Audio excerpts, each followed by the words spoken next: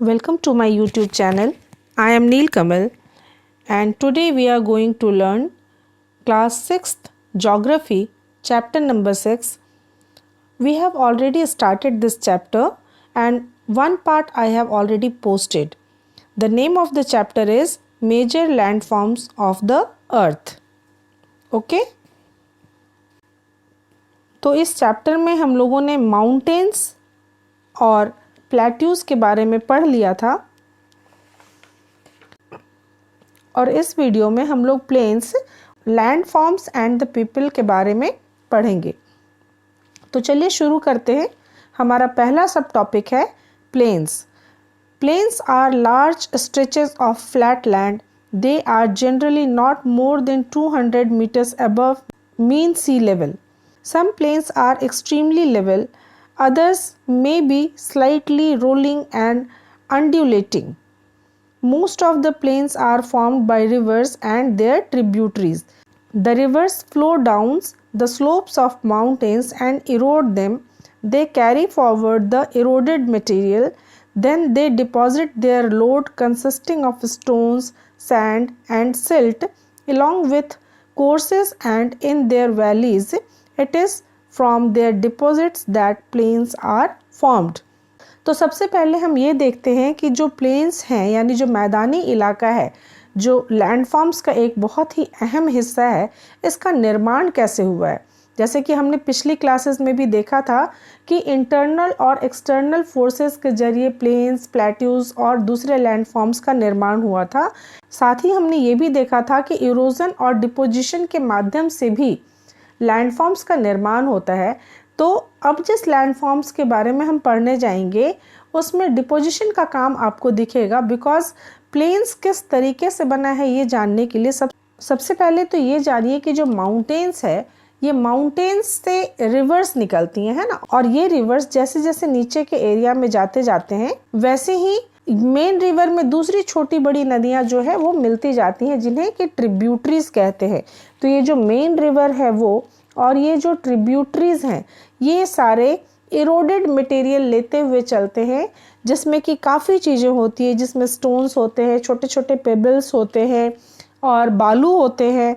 इसके अलावा सिल्ट बोलते हैं, गाद बोलते हैं उसे, और ये सब सारी चीज़ों को लेके ये चलते हैं।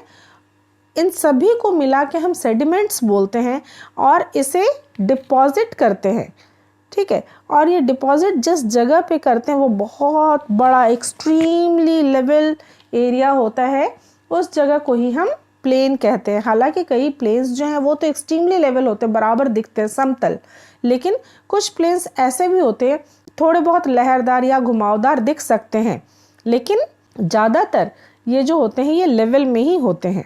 Generally, plains are very fertile. Construction of transport network is easy.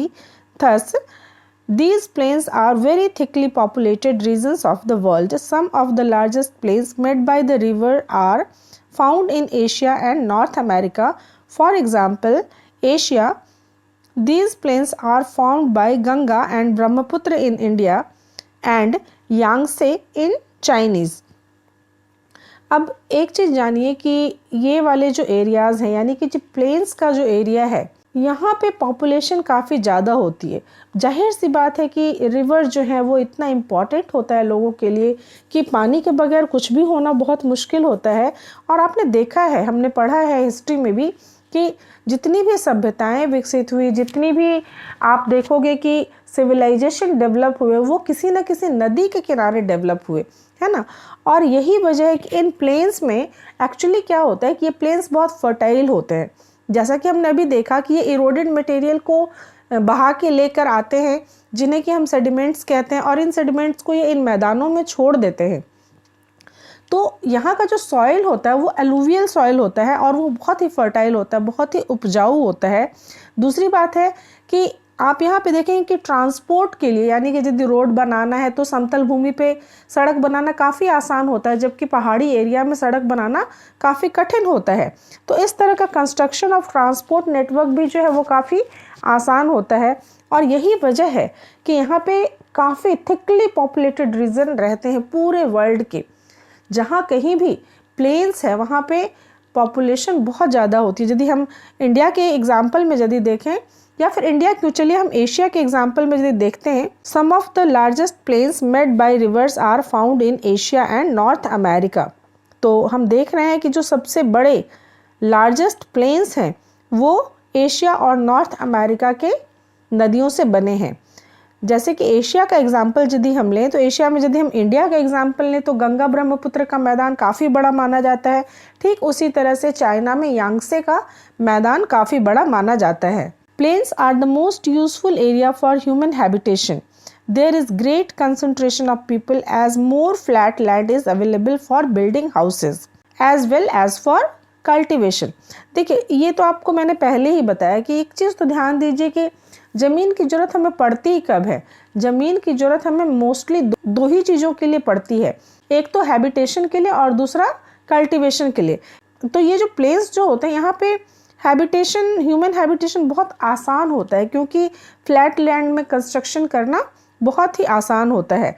ठीक उसी तरह से मतलब यहाँ पे हाउसेस वगैरह बनाना, बिल्डिंग्स बनाना, घर बनाना बहुत कठिन नहीं होता है, तो लोग आसानी से बना पाते हैं। यही वजह है कि यहाँ पे ह्यूमन हैबिटेशन काफ़ी ज़्यादा होता है। दूसरे की इन ज़मीन की ज़रूरत हमें कल्टीवेशन के लिए भी पड़ती है, यानी कि जो बढ़ी हुई जनसंख्या है उनके रहने के लिए भी हमें ज़मीन चाहिए, जो कि समतल भूमि ज़्यादा यूज़फुल होती है, और उनके खाने पीने के लिए भी जो कल्टीवेशन करना है उसके लिए भी हमें ज़मीन चाहिए, जिसकी उपलब्धि समतल ज़मीन पे ज़्यादा होती है। Because of the fertile soil the land is highly productive for cultivation in India too. The Indo-Gangetic plains are the most densely populated region of the country. देखिए, मैंने आपको पहले ही बताया कि यहाँ की जो मिट्टी होती है उसे हम अलुवियल सॉइल या जलोढ़ मिट्टी कहते हैं, जो कि काफ़ी ज़्यादा फर्टाइल होती है, और जो लैंड है वो हाईली प्रोडक्टिव होता है इस मिट्टी की वजह से, और यही वजह है कि कल्टीवेशन काफ़ी अच्छा होता है।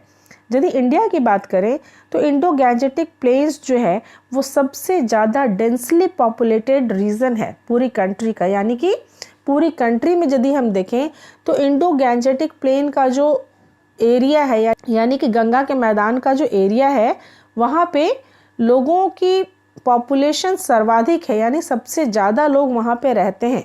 तो चलिए अब हम बढ़ते हैं अपने नेक्स्ट सब टॉपिक की तरफ, और नेक्स्ट सब टॉपिक है land forms and the people. Humans have been living on different kinds of land forms in different ways. Life is difficult in mountainous areas, plains provide much better condition. तो जो लोग होते हैं, जो व्यक्ति होते हैं, जो मानव जाति है, वो अलग अलग लैंड फॉर्म्स पे रहते हैं। कहने का मतलब कुछ लोग पहाड़ों में रहते हैं, कुछ लोग पठारों में रहते हैं, कुछ लोग मैदानी इलाकों में रहते हैं। तो लाइफ जो है वो माउंटेन एरिया में काफ़ी डिफ़िकल्ट होता है ना। जाहिर सी बात ही, कहीं पे जाना है तो चढ़ाई करके पहुंचना होगा। समतल में कहीं जाना है तो 5 किलोमीटर आप लोग ऐसे ही आसानी से चले जाओगे, लेकिन पहाड़ों पे यदि 5 किलोमीटर चलना पड़े तो हालत बुरी हो जाएगी, सांस फूलने लग जाएगी, है ना, क्योंकि वहाँ पे चढ़ाई है। तो वहाँ पे लाइफ थोड़ा सा डिफ़िकल्ट है प्लेन्स की तुलना में, और प्लेन्स जो है वो ज़्यादा बेटर कंडीशन देता है लोगों को रहने के लिए।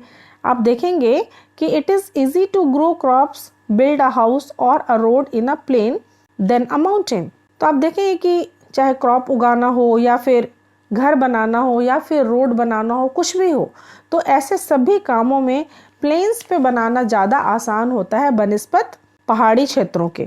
Can you point out some differences in the ways people live और different kinds of the land forms? ये सवाल आपसे किया जा रहा है कि क्या आप डिफरेंशिएट कर सकते हो। तो बच्चों, इस चैप्टर को समझने के बाद आप निश्चय ही इस क्वेश्चन का आंसर सॉल्व कर पाओगे। Sometimes natural calamities such as earthquake, volcanic eruption, storms and flood cause widespread destruction. Huge loss of life and property takes place. By creative awareness about such incidences, we may lower the risk. कभी कभी क्या होता है कि दुर्भाग्यवश natural calamity यानी कि प्राकृतिक आपदा आ जाती है, और प्राकृतिक आपदाओं में किसका किसका नाम हम ले सकते हैं? हम अर्थक्वेक का नाम ले सकते हैं, यानी कि भूडोल जिसे कहते हैं, जलजला जिसे कहते हैं, है ना। वॉल्केनिक एरप्शन भी होता है। स्टॉर्म एंड फ्लड यानी कि तूफान आ जाएगा काफ़ी, जैसे आपने सुनामी का नाम सुना होगा, इसके अलावा बाढ़ आ जाते हैं कई इलाकों में। तो इस तरह से क्या होता है कि डिस्ट्रक्शन बहुत ही ज़्यादा हो जाता है और बहुत ही ज़्यादा क्षति होती है। क्षति सभी तरह की क्षति होती है, जो कहते हैं ना जान और माल का नुकसान। ठीक उसी तरह से क्या होता है कि काफ़ी लोग मारे जाते हैं इसमें, और काफ़ी संपत्ति का भी बहुत नुकसान होता है। तो भाई प्राकृतिक आपदा है, प्राकृतिक आपदा को तो हम रोक नहीं सकते हैं, उसके ऊपर हमारा वश नहीं है, लेकिन हम उससे बचने के उपाय जरूर सोच सकते हैं। So by creative awareness about such incidences we may lower the risk. तो यदि हम लोगों के अंदर जागृति जगाएं, यदि हम लोगों को जागरूक बनाएं, यदि हम लोगों को अवेयर करें, तो बहुत सारे ऐसे तरीकों को अपनाकर हम इन प्राकृतिक आपदाओं से जान माल की रक्षा कर सकते हैं। You may find out from your own surrounding in how much ways we use the land and water. Quite often, we use the land in a wasteful manner. For example, construction house on a fertile land. Similarly, we throw garbage on land on in water, making them dirty. We should avoid using such important gifts of nature in a careless manner. The available land is not only for our use, it is our duty to leave the earth a better place for future generations as well. तो बच्चों देखिए, ultimately जो है ना, ये सारी बातें जो हम पढ़ रहे हैं ये नेचुरल रिसोर्स से रिलेटेड चीज़ें पढ़ रहे हैं। और नेचुरल रिसोर्स क्या है, जैसे मान लीजिए हम पानी की बात करें, रिवर वाटर की बात करें, जो हमारे पीने लायक पानी है उसकी बात करें, तो आज के समय में हम उसकी भी बर्बादी कर रहे हैं। और यदि लैंड की बात करें तो लैंड को भी हम लोग वेस्टफुल मैनर में यूज़ कर रहे हैं, यानी कि जो फर्टाइल लैंड है, जहाँ पे कि पौधे, जहाँ पे कि क्रॉप उगाया जा सकता है, जहाँ पे फसल अच्छी उग सकती है, वैसे लैंड के ऊपर यदि हम कंस्ट्रक्शन कर देते हैं तो ये कितना वेस्टेज आप समझिए, है ना। ठीक इसी तरह से हम गार्बेज भी कई बार अर्थ के ऊपर भी फेंक देते हैं, लैंड के ऊपर, और कई बार हम उसे पानी के अंदर भी डाल देते हैं। इससे क्या होता है कि पानी भी पीने लायक नहीं रह जाता है। लैंड के ऊपर भी यदि बहुत लंबे समय तक गार्बेज फैला हुआ रह जाए तो वो भी सीपेज होके अंदर चला जाता है और अंडर वाटर में मिक्स हो जाता है, जिससे पानी बहुत गंदा हो जाता है और पीने लायक नहीं रह जाता है। तो इस तरह से हमें नहीं करना चाहिए। क्या होता है कि हमें अपनी जो नेचुरल चीज़ें हैं, जो गिफ्ट हमें भगवान ने दिया है, उन गिफ्ट्स को हमें बहुत संभाल के रहना चाहिए। और ऐसा नहीं है कि वो गिफ्ट सिर्फ हमें ही यूज़ करना है और हम उसे बस वेस्टफुल तरीके से यूज़ करके बर्बाद कर दें, ख़त्म कर दें, ऐसा बिल्कुल भी नहीं होना चाहिए। होना यह चाहिए कि हम उसे जुडिशियसली यूज़ करें, हम उसे बहुत ध्यानपूर्वक इस्तेमाल करें, बहुत न्यायिक तरीके से इस्तेमाल करें, ताकि हमारे इस्तेमाल करने के बाद भी हमारी जो फ्यूचर जनरेशन है उनके भी इस्तेमाल करने के लिए रह जाए। तो ये धरा जो हरी भरी है और ये जल जो निर्मल है, जो बहता हुआ है, उसको साफ सुथरा रखने की जिम्मेवारी हमारी ही है और हमें ही आगे बढ़ के ये कदम उठाना पड़ेगा ताकि हम पूरे वातावरण को स्वच्छ रख सकें। तो इस तरह से आपका ये चैप्टर ख़त्म होता है बच्चों, और मैं मिलूँगी आपसे अपने नेक्स्ट क्लास में अगले चैप्टर के साथ अगले वीडियो में। Thank you so much for watching.